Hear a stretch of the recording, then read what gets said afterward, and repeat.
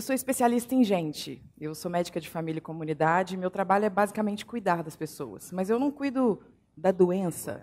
Eu cuido da pessoa que leva a doença, e isso faz toda a diferença. Eu trabalho no SUS desde que eu me formei, e eu posso dizer para vocês que a realidade do sistema de saúde é muito mais complexa e desafiadora do que o que nos contam na faculdade. Desde o primeiro dia do trabalho, eu percebi o tanto que eu não estava preparada.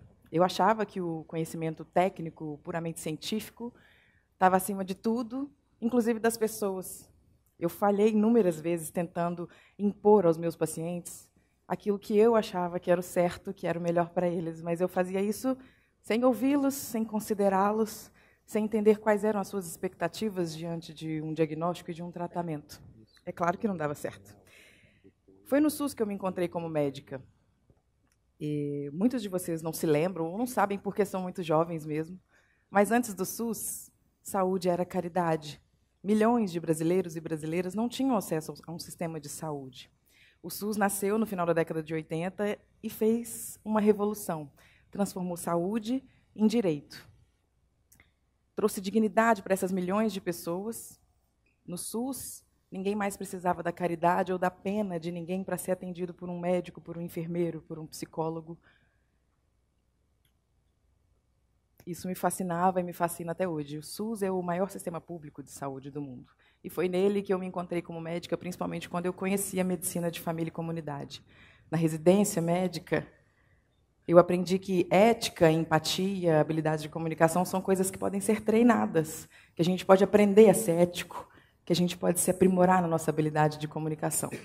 Mais do que isso, eu aprendi que tão importante quanto prescrever o melhor medicamento é ser eu mesma o medicamento que o meu paciente precisa. Balintin, um psicanalista húngaro que nasceu no final do século XIX, ele dizia que o médico, a pessoa do médico, é o primeiro remédio que se administra ao paciente. A nossa personalidade, a nossa empatia, a nossa capacidade de se mobilizar no cuidado com o outro. Tudo que eu aprendi na faculdade passou a fazer sentido. Na assistência à saúde, humanizar é isso. É qualificar a nossa atitude diante do outro. É uma intenção, um aprimoramento moral e ético que nos faça enxergar o outro na sua totalidade. Há mais ou menos 5 anos, eu comecei a escrever textos relatando os encontros que eu tinha com os meus pacientes na unidade básica de saúde que eu trabalho no SUS. Eram textos bastante despretensiosos e eu comecei a publicar isso nas redes sociais e o alcance desses textos rapidamente saiu do meu controle. Centenas de milhares de pessoas começaram a ler o que eu escrevia e a compartilhar, e muitos textos ganharam visibilidade nacional, até internacional.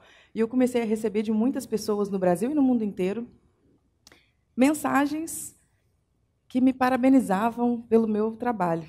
Eu achava aquilo super interessante, porque eu não entendia, afinal, o que de tão incrível eu estava fazendo para merecer os parabéns, já que aquilo era só o relato do meu dia a dia numa unidade básica de saúde na periferia de uma grande cidade.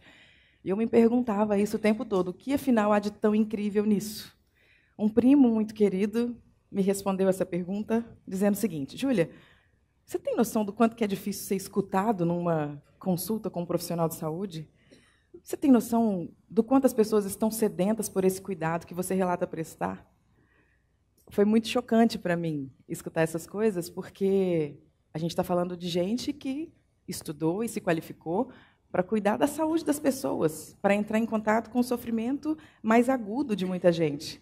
E essas pessoas que estão desconectadas completamente da dor do outro, exato, são essas pessoas que perderam a capacidade de se conectarem com o sofrimento do outro, com o sofrimento do seu paciente.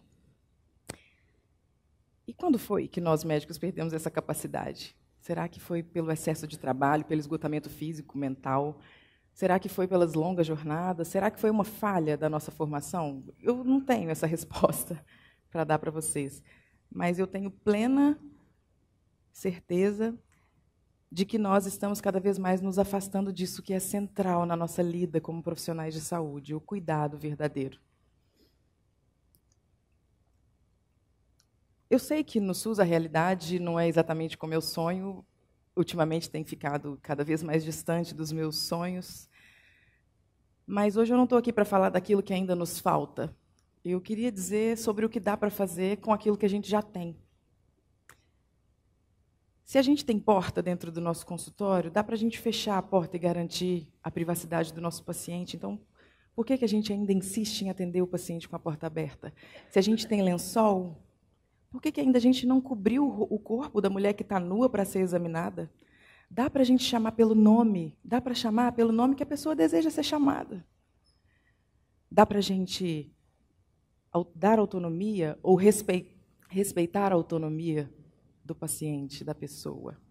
Dá para a gente entender que o caminho dessa pessoa é só dela e que ela tem uma capacidade incrível de ressignificar a sua história, a sua existência.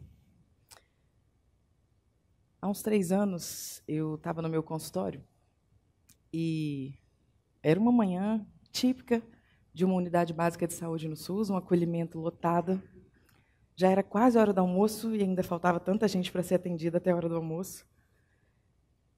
E eu chamei uma paciente que eu não sabia, mas ela ia mudar a minha forma de enxergar o meu trabalho, o meu jeito de ver a vida. Ela me transformou como médica e como ser humano. O nome dela é Helena. Eu cheguei até a porta do consultório para chamá-la, e quando eu chamei Dona Helena, levantou-se uma mulher negra, entristecida, e o semblante dela era tão desanimado que eu tive certeza para mim que ela tinha vindo me procurar porque ela queria falar daquela tristeza. E aí, logo, né, na minha soberba, na minha arrogância, eu disse, que bom, estudei depressão ontem, está tudo fresquinho aqui na minha cabeça, tenho certeza, Dona Helena, vem comigo que vai dar tudo certo. Dona Helena, bom dia, pode se assentar, como é que eu posso ajudar a senhora? E ela me respondeu assim, doutor, eu vim porque eu estou com uma dor nesse ombro. Aí eu dei aquela murchada na cadeira, né? Toda aquela minha preparação tinha ido embora. Eu fechei a gavetinha da depressão, porque assim muitas vezes a gente trata os nossos pacientes, a gente separa as doenças em caixinhas que não se comunicam, que não se interagem, não conversam entre si. Abri minha gavetinha de dor no ombro e falei, poxa, eu sei tratar a dor no ombro.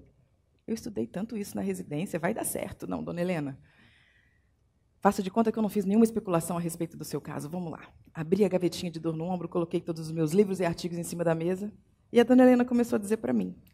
Falei, fala, Dona Helena, me conta, explica como é que está essa dor no ombro.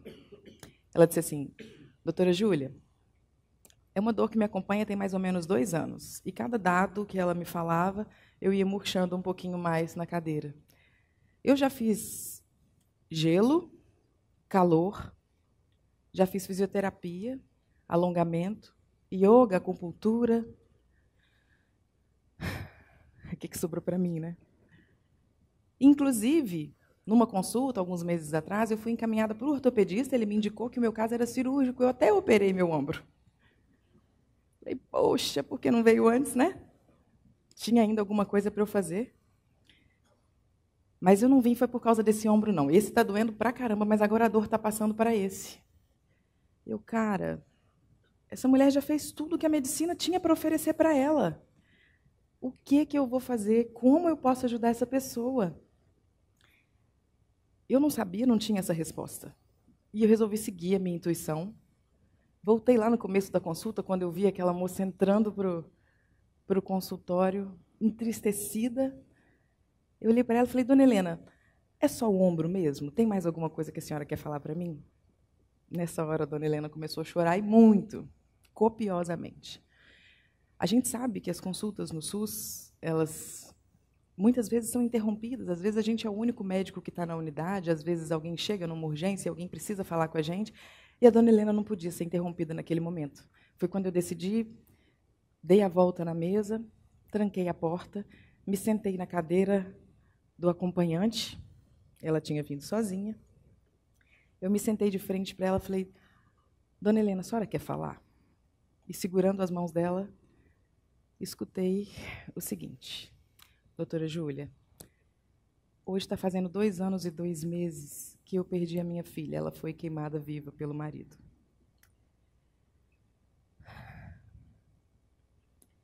Tem sido muito triste, porque essa tristeza me consome e eu não tenho com quem falar sobre isso. Eu tento conversar com meu marido, mas ele me pede, eu não dou conta, eu não consigo mais conviver com esse sofrimento. E toda vez que você me fala, toda aquela tristeza do momento da partida dela retorna. Eu tento falar isso com meu filho, mas ele não dá conta de lidar com essa dor. Isso tem me adoecido muito. Eu cuido do meu neto que ela deixou, e eu olho para ele e vejo ela correndo pela casa. Doutora Júlia, é muita tristeza, eu tenho tanta saudade de quando ela chegava em casa e a gente abria uma cervejinha bem geladinha, ela fazia um tira-gosto enquanto eu lavava a roupa. Eu não sei mais o que fazer, eu não sei como é que eu vou conviver com isso. Eu olhei dentro do olho dela e falei, Dona Helena, faça de conta que eu sou a sua filha. O que você quer falar comigo, mãe? Ela fechou os olhos, colocou as mãos no meu rosto e começou a me acariciar de olhos fechados e falar, ai, minha filha, que saudade que eu estava de você, minha filha. Ai, que bom te ver de novo, minha filha. Mamãe tem tanta coisa para falar para você. A mamãe queria matar essa saudade. Eu tenho tanta saudade de quando você chegava em casa na sexta-feira e a gente tomava a nossa cervejinha. Ai, minha filha, tão difícil cuidar do seu filho, tão difícil cuidar dele sem você aqui por perto. E eu, claro, não me segurei, chorei junto com ela, que era aquilo que eu deveria fazer. Não está nos livros, mas eu ali não era mais uma médica. Eu segurei, apertei as mãos dela e falei, mãe, eu estou bem, fica tranquila, eu estou bem. A gente vai se encontrar de novo. Eu preciso que a senhora se equilibre, busque esse equilíbrio para poder seguir cuidando da nossa família como você sempre fez. Mas eu estou bem, eu estou esperando você aqui onde eu estou tranquila. Vai bem. Nós nos abraçamos longamente, enxugamos juntas as nossas lágrimas. Eu voltei para minha cadeira de médica e fui cuidar do ombro dela. Vocês lembram que ela estava com dor no ombro? Depois de alguns encaminhamentos, remédios prescritos, ela me disse assim, doutora, sempre que faz mais um mês, que é da partida da minha filha, eu costumo ir lá no túmulo onde ela foi enterrada para poder me sentir mais perto dela.